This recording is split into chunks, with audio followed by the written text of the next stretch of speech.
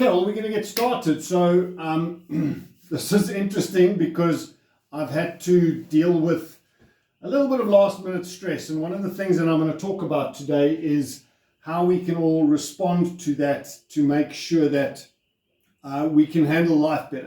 See if this can make a difference in your life by applying these things. And like I said last week, I have absolute assurance and confidence that if you implement what you learn and what I have to share, that you will absolutely be able to have an effect on your life. Whether it's fulfillment, meaning, satisfaction, happiness, in any way success. And you can apply this then to any part of your life: relationships, finances, business, relationship with yourself, fitness and health. So there's so many ways that you can apply these models that I'm looking to share with you. So I'm going to dive straight in. Today is about the second module in the Anatomy of Success, which is the Bear Compass. So when we're looking for success in life, so when we're having a look at success, so let's have a look at how we get results in life. So where we get things right, how do we start to look at getting results? What do we need to do to get results? We need to act. We can't get results just through wanting them or to be intention. So practice, yes. So practice is a form of action, but change and commitment are very vague things. So if I think about changing, if I'm getting the results in terms of my fitness, does it mean I need to change it? I still want the result. So it doesn't necessarily mean I need to change. If you're wanting different results, then of course, persistence. So when we have a look at getting results, we can't get results without acting, without doing something. So the A in the Bear model stands for action in order to get results. Can I get fit or thinner or better golf swing or anything like that without acting? Absolutely not. Lorraine, repetition. Repetition is a form of action. Yes, well done.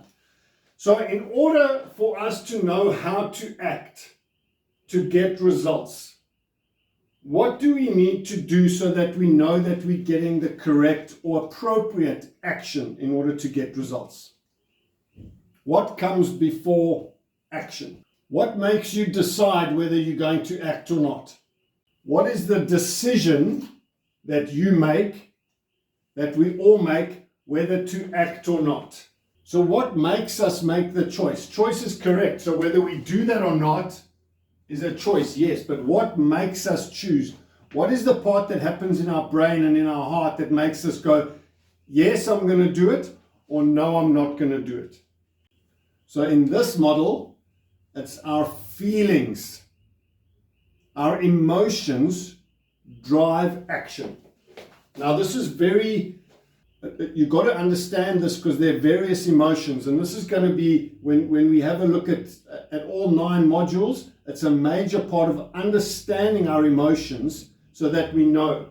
So the emotions are like the calculator that says, yes, I'm going to act.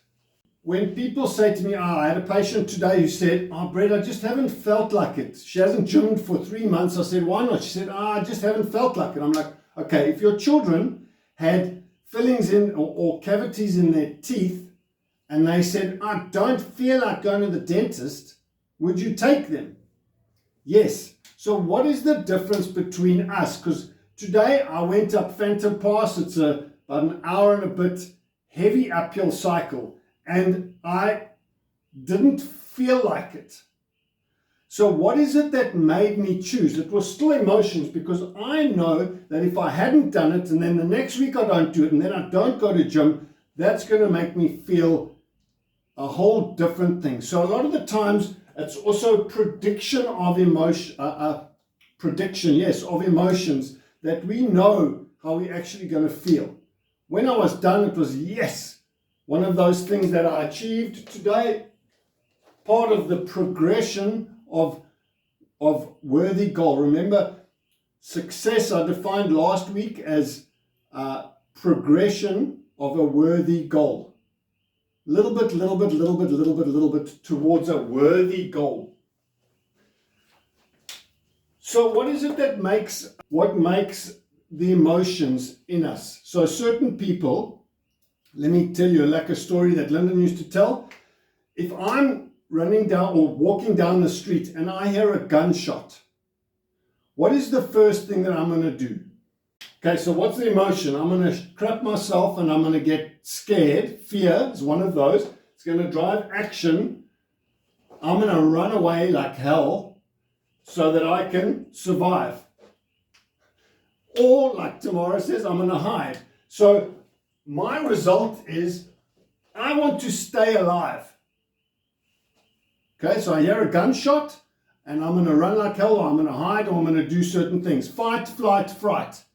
Sorry, I was holding a thing. It's supposed to be fight, flight, fright.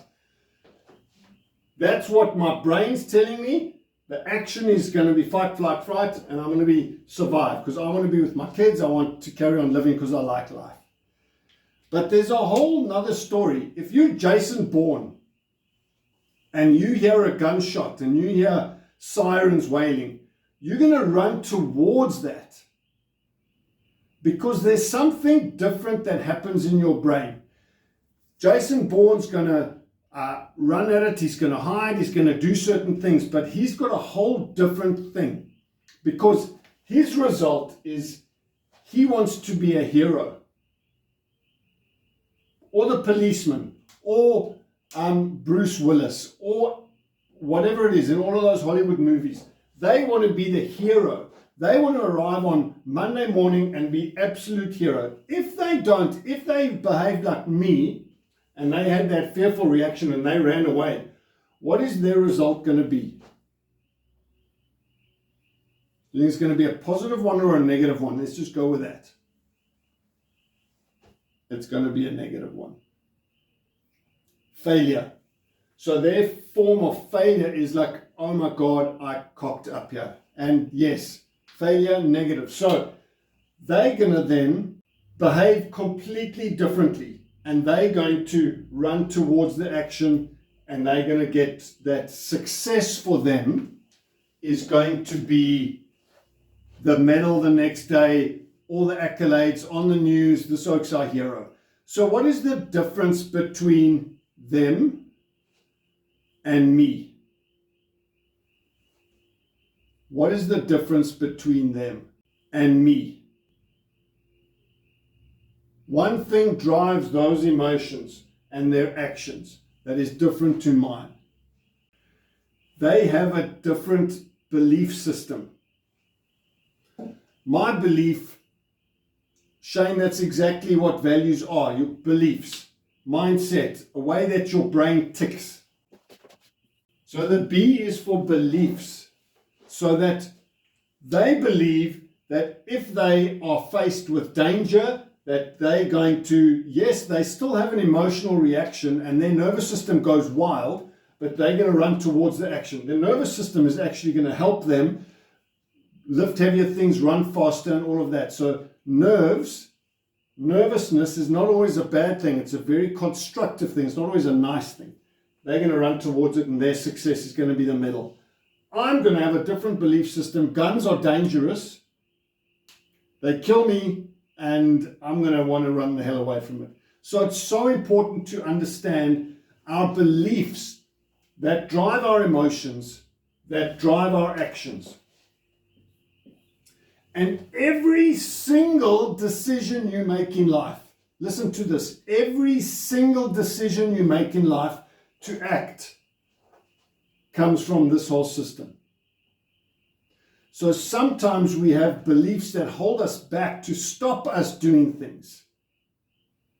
And that's why it's so important to have a look at those beliefs, to have a look at values that drive us, to have a look at our mindset and what it is that creates the emotions and the actions. And if we're not getting the results in life that we want, something needs to change. Change. We need to change the way we're acting. And in order to do that, we need to have a look at this whole system.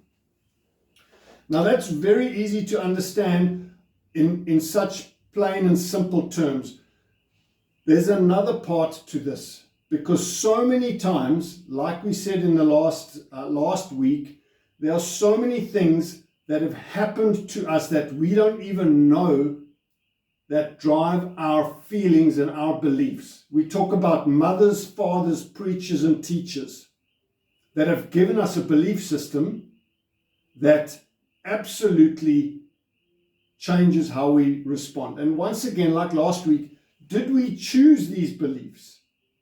So one of the major things we go into is, have you decided on what's important for you in life? Have you absolutely cut that out and made it crystal clear that that's who you want to be and how you want to be and how you want to think?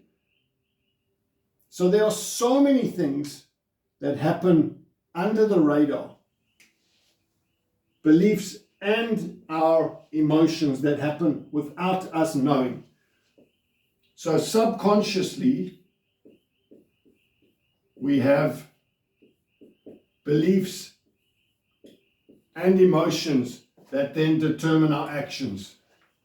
And so many times, we don't even know that we're doing certain things. So what I wanted to ask is, just as an example, what are some beliefs that you may hold that may be debatable, that have predetermined how you show up in life? Things that we've been told, things that we didn't get to choose. One of my examples is when I was growing up, in the apartheid time, my dad used to say tutu was he'd use all sorts of words, but I grew up thinking tutu was let's call him a poople. I didn't get to choose. Now, having read books and seen this was a legend. Some people said Nelson Mandela was a terrorist, and to a degree he was.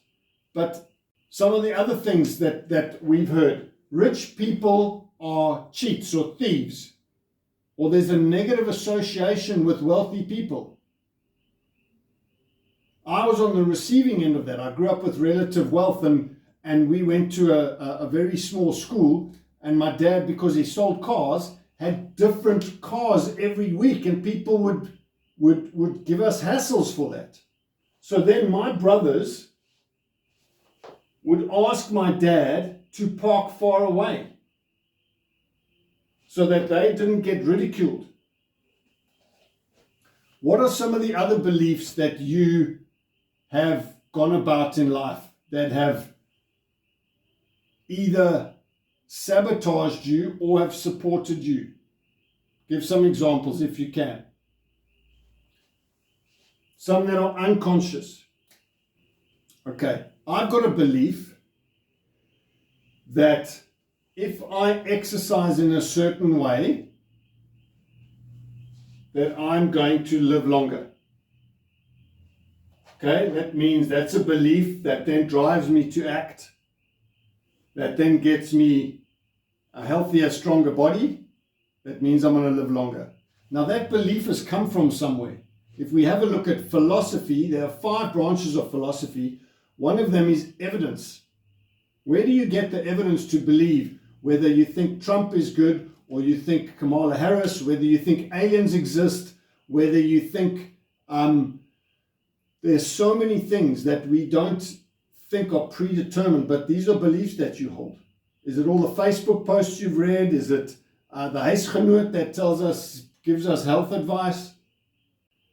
How many times have people said to you, you'll never do this. You're not smart enough. You're not good enough. You're not strong enough. You're never going to make money in Neisner. Chiropractors are money grabbing. Chiropractors aren't educated. Chiropractic isn't scientific. All of these beliefs that people hold and throw back at you.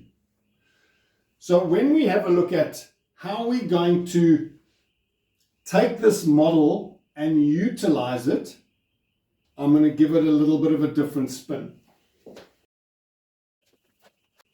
So when we have a look at the bear model, it actually works in a circle, because every time we get something right, it gives us confirmation, which is evidence. Even though it's anecdotal evidence, it gives us absolute evidence that either we must do that again or we mustn't do it again. Who's ever heard that if you do the same thing expecting a different result, it's a definition of insanity? Everybody knows that, I'm hoping. So once again, the same 4 squares, we want the results up here. And often our results then can drive our belief system, which drive our emotions,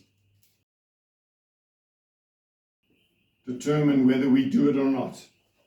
And the whole thing becomes a perpetual cycle that reinforces throughout life. So if we get the right result, we get a stronger belief. That belief makes us feel, this is working, yay! Positive feedback, dopamine, serotonin. That makes us act or do it more, which then reinforces the results. One of the things that I'm going to talk about when it comes to beliefs is our state. Now, I spoke about this last week again, let me just talk about this in another way. So I got some very, very heavy news yesterday that a very good friend of mine had passed away unexpectedly and in a very, very tragic way. And it had a big effect on me, and it changed how I was feeling. Have you ever seen that some days when you want to do something, you feel less inclined? And there's certain things that have happened to you that change how your whole being is. And it changes how you respond and how you make decisions. So when it comes to that, we talk about your state. So for the last 24 hours, I've been in a hell of a state. Okay, it's 48 hours now that I've been down and influenced by this friend of mine's passing. So my decisions have been different. How I've been acting has been different. I have told people that this is how I am, and they're aware. One of the things then that I also believe is that in order to live the most or the most enriched life and the most expressed life, I want a complete experience as a human being. One of the questions asked last week was, what made me stop drinking alcohol? And mine was to not deny the certain feelings that I may or may not have been trying to hide. But if I want to have a full experience in life, I want to make sure that I'm fully expressed, all the emotional feelings, all the expressions, so that I am a fully expressed being. So when I got this news yesterday, a perfectly appropriate and responsible thing to happen would be deep sadness. And I've been contemplating this all the time since then. But what does that mean in this case is, my belief is I absolutely want to be fully expressed. So I let it happen. I don't run away. I don't deny it. When my brother died 16 years ago, we did the ridiculous Irish bullshit of having a wake and just drinking. It's ridiculous how we hide. The Jews have a beautiful ritual that they sit for 2 weeks and they mourn. They mourn deeply and fully. What a full expression of life. Because sadness and death is part of life. So I want to be this fully expressed being. So that takes me into deep sadness. There are times as well that if I haven't had a release of emotions, I find one of the saddest movies and I bawl my eyes out. And I do it with my son and we just wail together. And it's a tremendous cathartic release of a lot of pent-up tension. That's a belief. So in that emotion that I was feeling, what that did for me is I go through the whole process that I understand that in my deep sadness, and Brené Brown talks a lot about your highlights of your life are often defined by your lowlights. So if I can descend into complete sadness and anger and all the depths of the negative emotions, I can absolutely then experience my joys at a far greater amplification. So today, I held my children just a little bit longer when I hugged them. I spoke to them a little bit more. I was able to experience the sunrise better. When I did go on my ride this morning, it was beautiful. So I experienced life differently today because of this. And my result was a fuller, richer life. It has taken me 50 flippin' years to understand this and to apply it.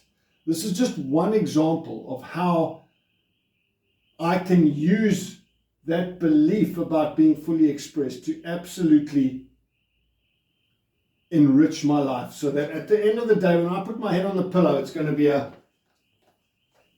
cool stuff, Brett. It was difficult to go into that, but I was absolutely a fully expressed human being. Now, one of the things that I did today was I'm very aware that in order for me to come and show up here, like I was explaining last week, to show up here as the best version of me, my state needs to be elevated. So we know certain things that we can do that affect our state positively, and we know absolutely things that we can do that affect our state negatively. I went home just before coming here, but I went back, made myself a little bit of dinner, and spent a bit of time with them. Nash was playing his guitar, Hawken was messing around with the dogs, but it created a different state. So when I hug my kids and when I get the eye contact with them, that's the love drug called oxytocin. So I then come here in a different state so that I can show up better, and hopefully the result is I'm getting a better webinar. So we can control these things to a degree. There are things that happen to us, like the Wi-Fi. I see it's back, so I don't want to mess with things. But we can absolutely influence our life through this. Another thing, in order for me, this whole death of my friend, I want to create Brett as a body, mind, and spirit, as a being, to be the most resilient, robust, conditioned person, fully expressed, fully realized human being, so that when we are challenged in life, physically, chemically, emotionally, that I can be that robust person and respond appropriately, and it doesn't take me down. And there are certain things that we do every day, not even every day, every hour, every minute, that we have control of, that we can be that person and show up, that when we get knocked by a death of a loved one, that we're in the state, the condition to handle things. It's like a car. If you prepare the car and the car is well serviced and it's got 4x4 things and it has long-range tanks and it's cleaned regularly and serviced, that car is dependable and reliable, and you will put your daughter in that to go to university with, because you know it's going to respond positively. So everything that I want to do here in this community is to teach you how to be that person, that it's applicable to you, and that you can then respond beautifully and appropriately in this whole state and make a success out of your life and start to turn the needle in the right direction. so that life is more meaningful or fulfilling or whatever it's going to be. It's a clear purpose of mine that I want to influence the world and be able to make a difference. I don't want all of the stuff that I've learned in 30 years to fill up a graveyard. I want it to absolutely fill your hearts and your heads so that you can shift. You got a beautiful story of my mom's. We had a holiday place outside of Simpson. So we used to go for walks on the beach with my mom. Awesome time. She'd do it often taking her dog with her. And my mom would take a plastic packet, usually for the doggy do, but she'd end up filling a lot of other plastic into this, and she'd end up carrying half a surfboard and all the rubbish that she found on the beach she would carry with her. And it would frustrate me because I wanted to play and I wanted to be free and walk without this. And you know, my mom would say every single time, she said, you know what, if I get to save one dolphin in my life, it's worth every single thing. And it would be like, okay, Mark, give me some of that plastic. And it's such an amazing thing that I started to believe that my participation in life and in the world needs to leave the world in a better place than if I wasn't here. My participation in life and in the world needs to leave the world in a better place than if I wasn't here. That's my definition of being a producer and not a consumer. I want to leave this world a better place because I was here. And this is part of it. I want to leave this world a better place because I was here. And this is part of it. So if I get to change one person's life, 1% in all of these years, it is absolutely worth it for me. So I appreciate that you are part of my purpose to create a better world. So just to get back to the bear model, this cycling happens with everything.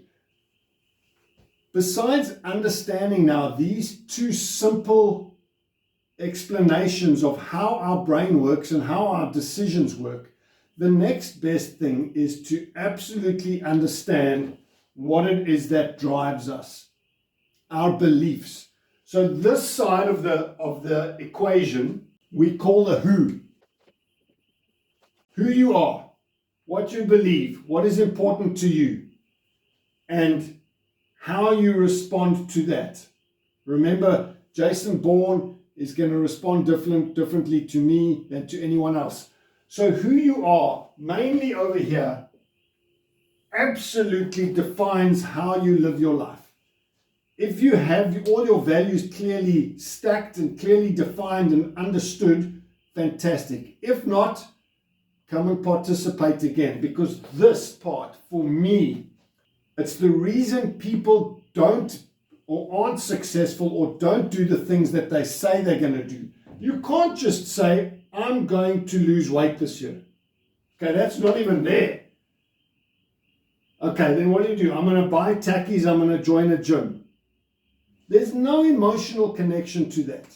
If you don't involve yourself in your emotions somehow and make it emotively driven and charged, there's no ways. I don't know what the stat is that I said last year, but something like 110% of all New Year's resolutions don't make it past 1st of February.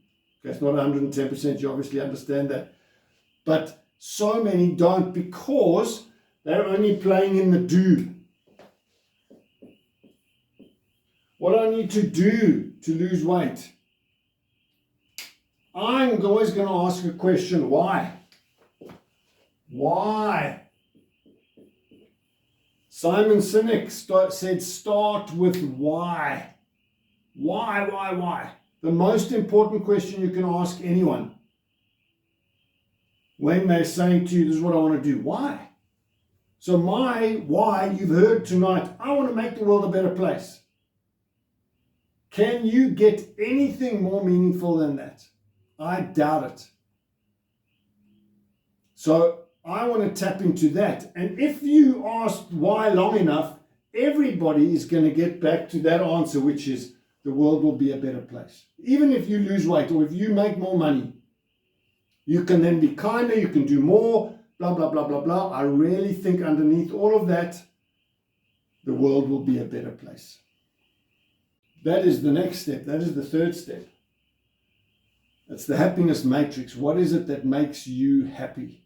What is valuable for you? What are the most valuable things? So you've all heard me talk about the F word. All my values start with the letter F. Family, faith, fitness, friends, financial stability, freedom, fulfilling work. That's a little bit of literary license there. And the other one, which I can't remember right now. It's obviously not right up there. But those are the most important for me. Oh, fun. Jeez. Sorry, nearly got that wrong. But yes, fun. So I just hope you got all of those down. All of them for me. If I then go through why, I've been through my why, because these need to be very closely linked, I can then have a look and say, hourly, daily, weekly, monthly, yearly, decades, what am I going to do every single time when I have a look at all of these values? Then I'm going to get to the point when my life is successful. And that is everything about this program, is to get you to go through all of these steps that have taken me 30 flipping years to learn, so that you can start to apply these and absolutely, oh my God, Brett, I didn't know that. It's not complicated. It is relatively simple, but to get doing, I firmly believe that we have to do hard things in order to get really, really good results. So the most important thing is to find what are your biggest pain points. Where is this the lowest for you? So when we do this program, we start right at the beginning, knowing the path that we did last week, and then knowing how we behave and the things that are important to us, and then you start doing that. So if there are things that are itchy, scratchy, stuck, it's very, very important to see how you can then think about it, research it, talk about it, and then choose how to act. But usually underlying here, you need to make sure you're in a good state. I hope that answers it to some degree. I still think this is the most untapped energy and production that we need to unlock what it is that's going to then take us to that. I also firmly believe, as much as results are and goals and outcomes are important, one of my beliefs is that my identity needs to be attached to verbs versus nouns. So instead of I am wealthy, I am healthy, I own this. So all of the things that define our identity that can be taken away from us, and we spoke about that as well. I would prefer my success to be determined by verbs. Verbs are doing words. So I would rather my identity be like, Brett's that guy that's always cycling. Brett's that guy that's always going to be gymming. Brett's the guy, I know for a fact that he doesn't drink alcohol. Brett's that guy. So you want to turn yourself into that guy, that girl, that person, so that your identity is attached to the verb. I'm a hard-working person. I'm kind. I blah, blah, blah. I would prefer that. So that ends up being part of my result and my identity. Bear Compass 2.0, because once again, if we're identifying or our identity is attached to our things and outcomes, we are going to consider ourselves to be failures when we don't get them. So I rather want to define my success by what I'm doing. And then that means that sort of becomes the same realm. But I know you would understand the difference. So we actually can't just be filled with the philosophy. It needs to be actionable. Just asked me how being a joker, and I'm the funny guy, you guys probably all know that, how that works in here. So I realized, and this happens slowly in how it develops. I very quickly realized that when I went to boarding school that I wasn't the jock, I wasn't the nerd, we all know I'm flippin' intelligent, but I wasn't applying it and I wasn't doing well at work, at school. It was just not who I was. But I realized that I could get a lot of strokes, a lot of attention by being flippin' corny. And my hit rate started very, very, very low. I would only get about 1 out of 10 chirps or jokes or things right. My hit rate's gone up to 1 in 3. It's very, very high hit rate if you have a look at that across the world. So how that happened was sometimes things happen by accident, that you do something. So I've got a really funny habit on the golf course. I played golf yesterday. I was supposed to play with this friend of mine, but I played golf and I found a little thing that I'm doing on my backswing, and miracles were happening up ahead there with my ball. So I found something weird and I stumbled upon that by chance and I got an amazing result. So it gave me a belief that wow, it feels awesome. I should do that again. And I did it again and again and again yesterday. 77 times. That was my score, by the way. And I was very, very happy with that. So sometimes, and how I stumbled on this is I would do corny jokes and some folks would laugh and I would get the attention.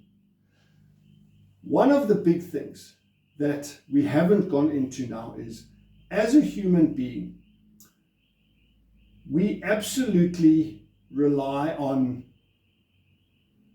other people.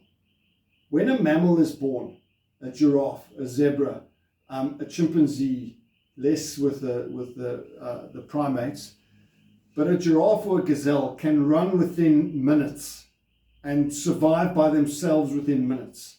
How long does it take a human being before a human being can survive, at least run away by itself? Like 2, 3, 4 years. So we absolutely need and depend on, for our survival, just check how this starts to build a belief system. We depend on other people for our survival and to belong to a tribe so that we can survive, so that we're not wandering the wilderness threatened and alone. This is a deep, deep, deep psychological thing that happens. We don't choose this. This is a genetic thing. That if we are not liked, we are absolutely shit scared that we're going to get kicked out and we're going to die alone. So we then behave in a way that people like us.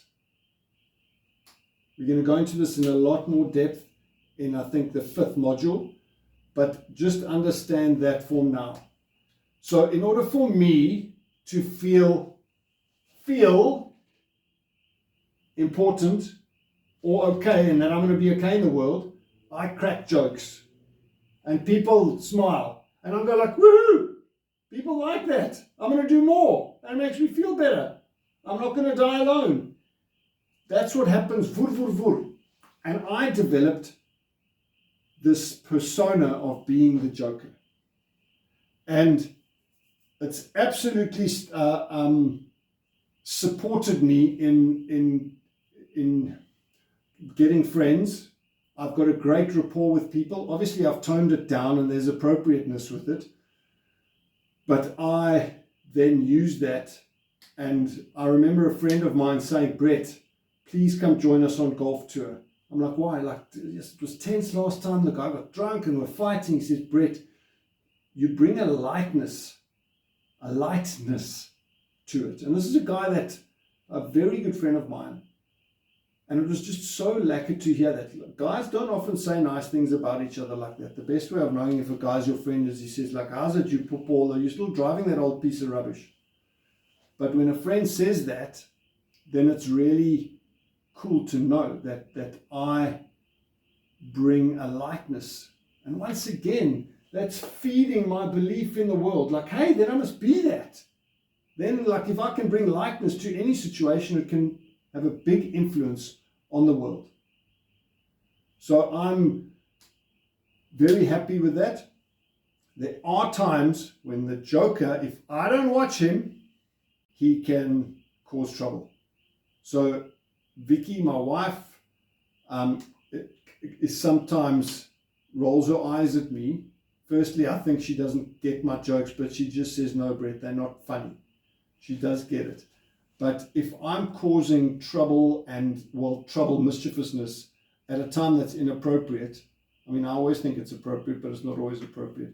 It can dent certain things. And if I find something funny at different times, sometimes it's not going to be appropriate. But there were times then where I just needed to park the joker for a little bit. And that awareness is very important that we all have. So I know I've got this persona. I know I can switch it on and off or just keep it quiet for a bit. That's cool. That awareness is lacking. And you've got to learn, like, oh, here's cocked up there a bit. It's time for the vulnerable Brett. It's time for the sensitive Brett. It's time for all the other parts that can come that make me a well-rounded person and a fully expressed person. Thank you for joining. I really, really appreciate that you are part of my purpose. Take care. All the best, everyone.